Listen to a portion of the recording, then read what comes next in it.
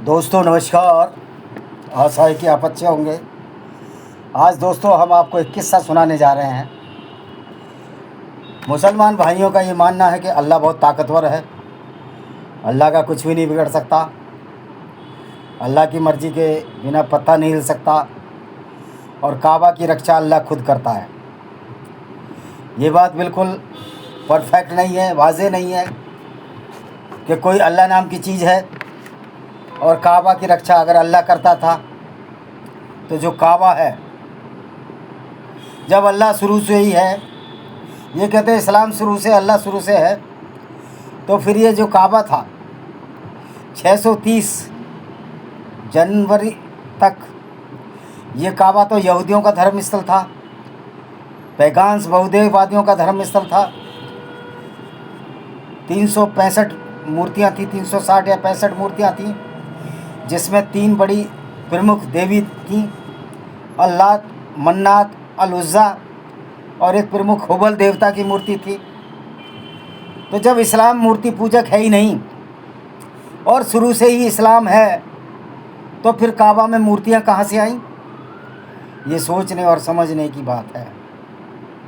वास्तव में ये मोहम्मद का गढ़ा हुआ एक फ्रॉड था, जिसे हम अल्लाह के नाम से जानते हैं। पैगंबर मोहम्मद ने जो फ्रॉड गढ़ा, और उस पैगंबर मोहम्मद के ने अल्लाह के नाम पर जो अपराध किए,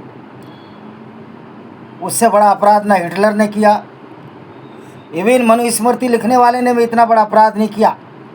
गो कि उस मूर्ख व्यक्ति जिसने मनुस्मृति लिखी, उसने ऊंच नीच की बातें करी। दूसरी और तीसरी कब्बल मसीह यानी ईसा पूर्व ये लिखी गई, तो ये झूठ और फ्रॉड की बातें हैं। और कुरान तो बहुत बाद में आई है। कुरान तो 610 में, जब मोहम्मद 40 साल का हो गया, और ये 622 में मुकम्मल हुई, यानी कंप्लीट हुई।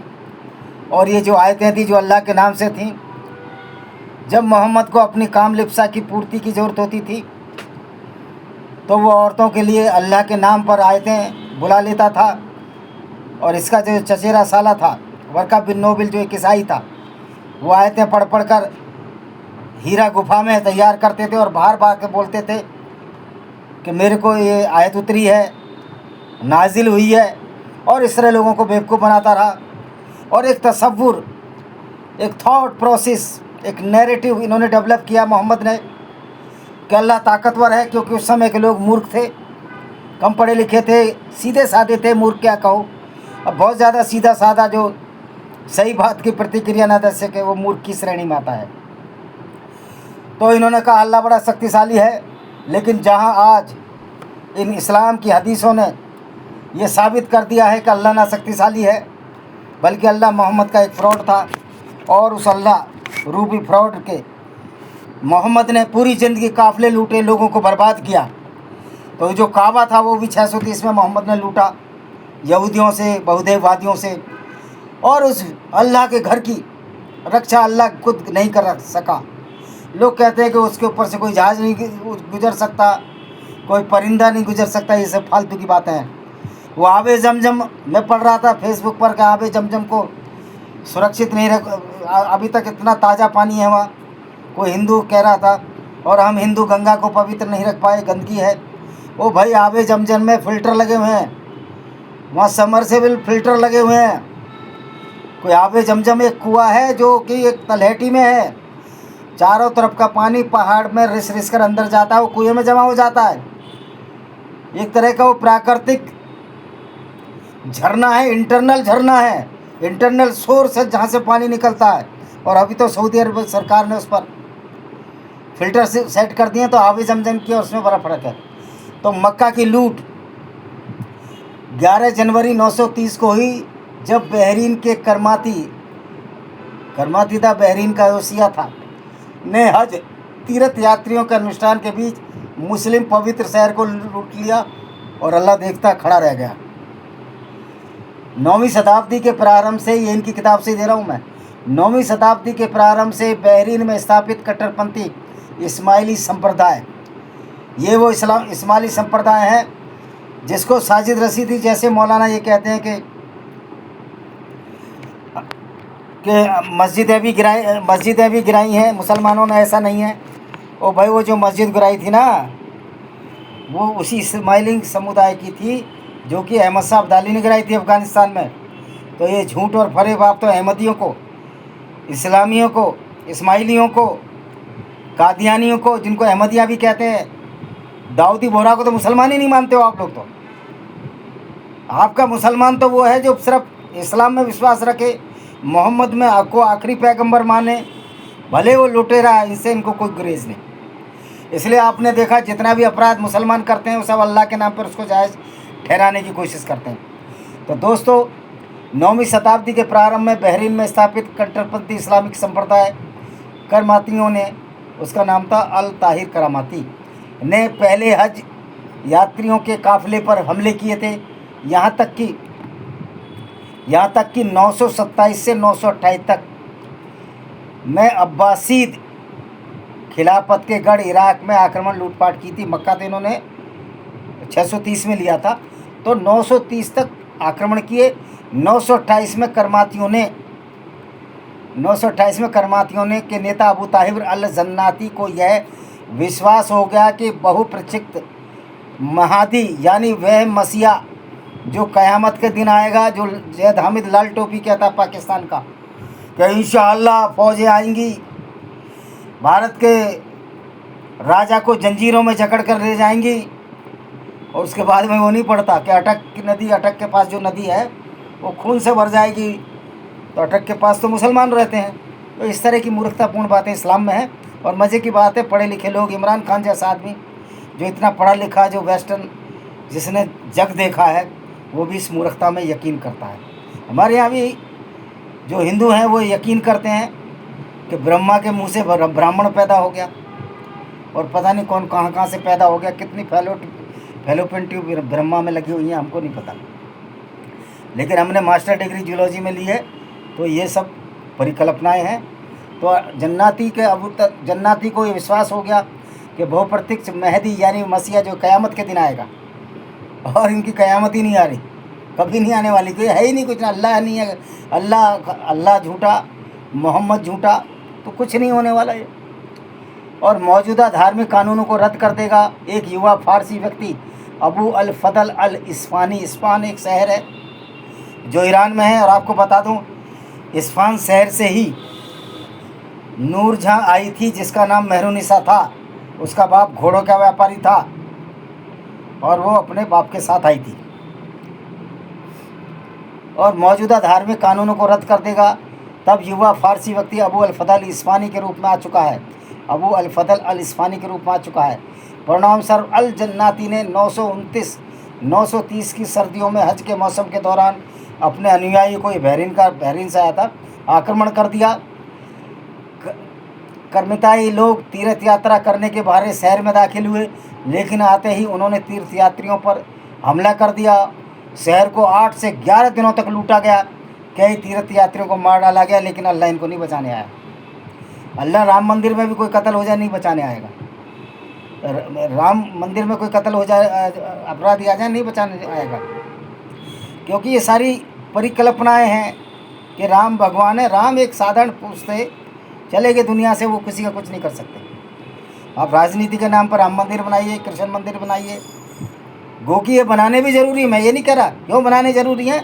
अगर राम कृष्ण और बनारस के मंदिर हम नहीं बनाएंगे तो इस्लामी गुंडागर्दी के आगे ये घुटने टेकने जैसा होगा। कैसी भी हो भारतीय कल्चर, इनसे लागुना चाहिए, इस्लामी गुंडागर्दी से लागुना चाहिए। यद्यपि उसमें बहुत सारी गंदगियाँ, मनुस्मृति, कृष्ण महापुरुष को गोपियों के साथ नचाना, ये सब जो मूर्खतापूर्ण बातें हैं। सो कॉल्ड जो पुजारी हैं, जो प्रिस्टली क्लास है, जिसमें मैनली ब्राह्मण ने सब गंदगी उनकी लाइट डाली हुई है। और ब्राह्मणों ने अपने ब्रह्मा का भी अपमान किया मनुस्मृति को लिख कर, क्योंकि साइंटिफिक ये सिद्ध हो चुका है कि ब्रह्मा बच्चे पैदा ही नहीं कर सकता अगर इंसान है तो। अगर भगवान भी है तो उसकी परिकल्पना मात्र है, देखा किसी ने नहीं। तो कर्तमाई लोग तीर्थयात्रा शहर में दाखिल हुए, लेकिन आते ही उन्हें तीर्थयात्रियों को तहस नहस कर दिया और इस्लाम के सबसे पवित्र स्थल काबा को भी तहस नहस कर दिया। अब ये पवित्र शहर कहाँ से है? जहाँ यहूदियों की औरतों के सरेआम इज्जत लूटी गई मोहम्मद द्वारा, उनको बलात्कार किया गया, उनको बाज़ारों में बेचा गया। वो पवित्र काबा पवित्र कैसे, ये आपको आपकी समझ के लिए छोड़ जाता हूँ। मौलानाओं की बातों में ना, ये तो झूठ बोलते हैं, हम इनकी किताबों से ही बता रहे हैं क्या गुंडागर्दी इस्लाम के नाम पर हुई है। फिर क्या हुआ जी, यहाँ तक कि इस्लाम के सभी पवित्र काबा को तहस नहस कर दिया, उसकी सभी सजावट अवशेष, जिसमें काला पत्थर जिसको हजर अस्वाद कहते हैं।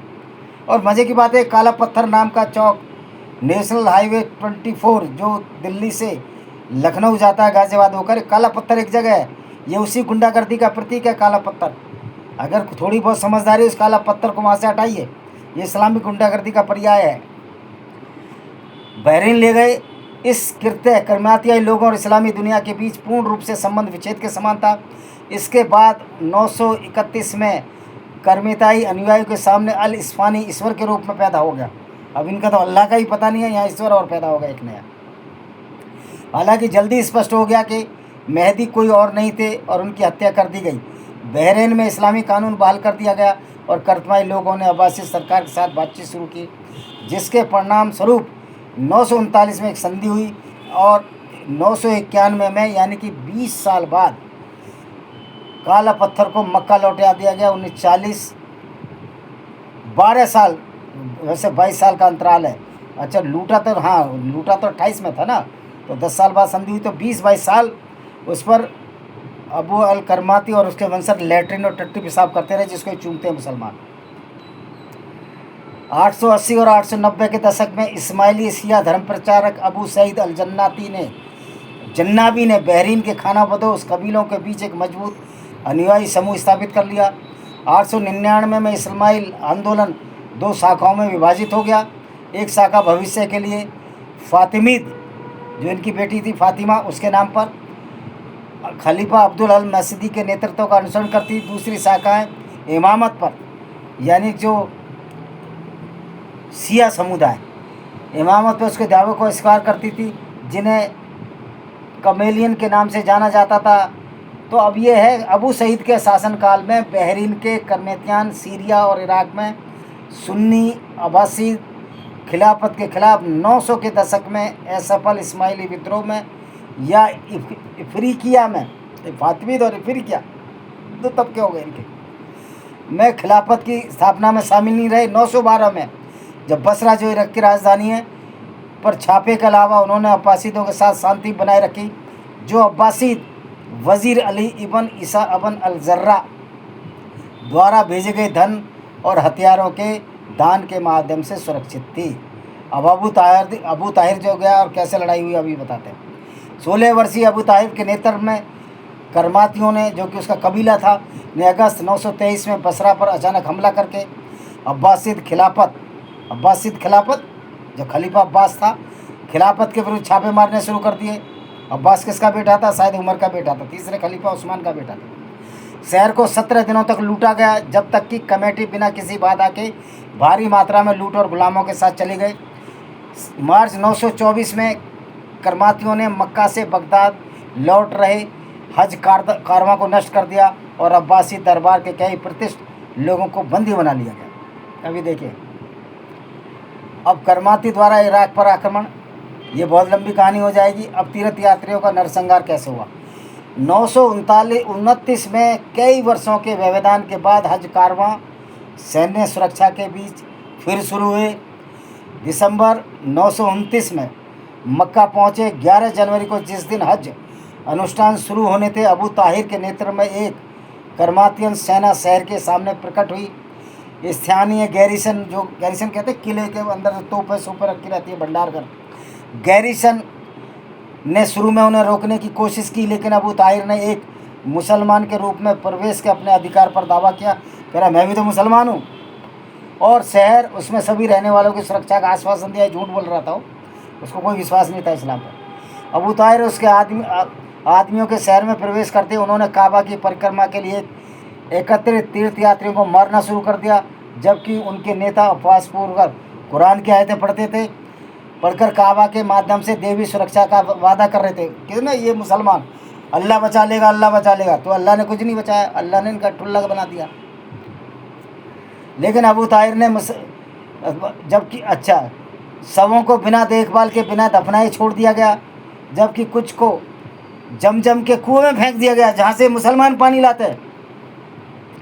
मक्का के गवर्नर मोहम्मद इबन इस्माइल, जिन्हें इबन मुहरिब के नाम से जाना जाता था, मारे गए लोगों में शामिल थे। गवर्नर भी मार दिया और अल्लाह रक्षा ही नहीं कर पाया काबे की, क्योंकि अल्लाह है ही नहीं। करमातियों ने काबा को लूटा, उसके अवशेषों को खाली कर दिया, उसकी कीमती वस्तुओं और सजावटों को छीन लिया, यहाँ तक कि दरवाजे भी उठा के ले गए। और अल्लाह खड़ा देखता रहा, क्योंकि अल्लाह था ही नहीं। और छत पर केवल सोने का पानी का पाइप ही बचा रहा, पाइप लगा हुआ था वो बचा रहा। अंत में काले पत्थर को उखाड़ कर ले जाया गया। और कहा जाता है अबू ताहिर ने एक कविता रची थी, उन्होंने घोषणा की, यह घर काबा ईश्वर का नहीं है, क्योंकि ईश्वर कभी अपने लिए घर नहीं चुनता। अरे मुसलमानों ने लूट मचाई, सारे मस्जिद अल्लाह का घर बना दिया। ये लूट है, फ्रॉड है इस्लाम का। अल्लाह पहले शुद्ध तो करो, कहाँ है? तो हमले के पीछे का मकसद क्या था? इसके हमले के पीछे का मकसद था, इस हमले में और काले पत्थर की चोरी के करमातियों की प्रेरणा कुछ हद तक स्पष्ट बनी हुई है। इतिहासकार ह्यूम एन कैनेडी, देखो जो वेस्टर्न इतिहासकार होते हैं उनको नॉलेज नहीं होती, उनकी कल्चर नहीं है, उनको बहुत ज़्यादा नॉलेज नहीं है, उनको पता ही नहीं है, वो तो अपने तरीके से सोचते हैं। जैसे कि यहाँ मार्शल रेसें बना दी हिंदुओं में, अंग्रेज़ों ने वो सारी मार्शल जातियाँ जिनको बनाया ज़्यादा इस्लाम में पहले ही कन्वर्ट हो चुकी थी, तो किस आधार पर मार्शल थी, ये भी समझ से बाहर है। अच्छा जी, इतिहासकारों को जाने दो, परिणाम क्या हुआ इसका? इतिहासकार तो अपनी अपनी बातें करते हैं, हमारा मूल मकसद था वो पूरा हो रहा है कि अल्लाह अपने घर को भी नहीं बचा पाया। मक्का की लूट और सबसे पवित्र मुसलमानों के स्थलों के अपमान ने मुस्लिम जगत में भारी सदमा, आक्रोश पैदा किया और अब्बासी सरकार की कमजोरी को उजागर किया। अब्बासीद और फातिमिद खलीफा अब्दुल्ला अल महदी दोनों ने अबी ताहिर को निंदा भरे पत्र भेजे और काले पत्थर को तुरंत वापस करने का आग्रह किया। इन पत्रों को अनुसरण कर दिया गया। ताहिर जानता था कोई अल्लाह पल्ला तो है नहीं, लेकिन उनके सैनिकों ने 931 में 15 दिन बाद कूफा पर कब्जा कर लिया और फिर उसे लूटा और फिर बहरीन फिर लूट लिया उसको, कूफा जो शायद मक्का, कूफा बगदाद इराक में है। अच्छा, इसके संदर्भ कहाँ मिलते हैं? देखो, यह है मारो 2023 पृष्ठ 204 में बनी अमीर संगी। इसमें बहुत सारे इनके संघर्ष हैं, इनके संदर्भ हैं। तो इसका परिणाम क्या हुआ? अगले वर्षों में बहरीन के करमातियों ने अब्बासिद सरकार के साथ बातचीत शुरू की, जिसके फलस्वरूप 939 में एक शांति स्थापित हुई। और उसके बाद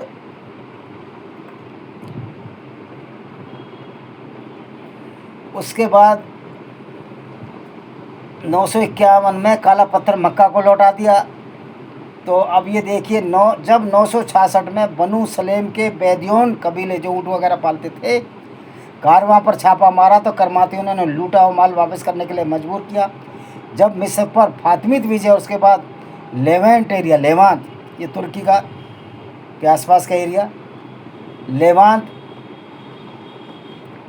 तुर्की, तुम्हारा ये एक है ना लेबनान, इसके आसपास के एरिया, तो जिस पर फातिमा, उसके बाद लेवांत पर फातिमिद आक्रमण ने सारा लाभदायक उद्गम को बाधित करने की धमकी दी। तो कमेटी बना।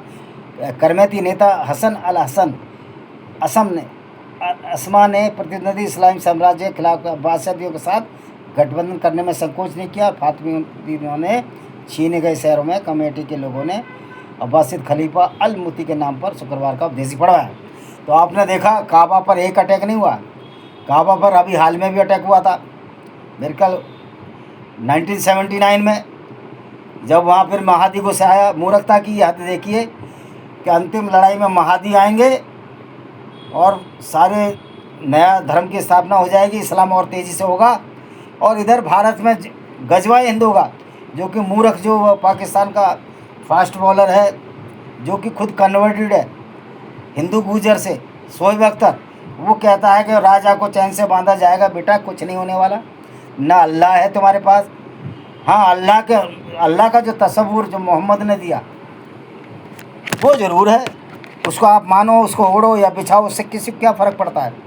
लेकिन अब ये बताइए कि जो कुरान का पैगंबर, ऐसा लुटेरा पैगंबर जो गैर मुस्लिम औरतों को लूटने की बात करता हो, अगर कुरान को कोई जलाता है या कुरान को फाड़ के फेंक देता है तो उसमें तौहीनी कैसी?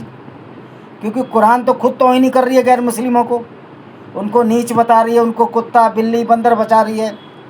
आयत 9 की 23 अल-तौबा में उनको कत्ल करने की बात कह रही है, 9 की 5 में, 5 की 33 में कत्ल करने की बात कह रही है कि गैर मुस्लिम को विपरीत दिशाओं के हाथ पैर काट दिए जाएँ, यानी बाएं हाथ तो दायां पैर और दाएं हाथ तो बायां पैर काट दिया जाए, उनको कत्ल कर दिया जाए। सैकड़ों आयतें हैं जो कह रही हैं लोगों को कत्ल कर दिया जाए। 9 की 5 और सूरह अल-बकरा जो चैप्टर 2 है, जो 286 जिसमें आयतें हैं, सबसे बड़ा चैप्टर है, वो इसी इस्लामिक गुंडागर्दी से भरा हुआ है। तो भाई फिर कुरान पर बैन क्यों नहीं लगता? ये प्रश्न मैं आपके ऊपर छोड़ जाता हूँ। और एक दिन ज़रूर कुरान और मनुस्मृति पर बैन लगेगा।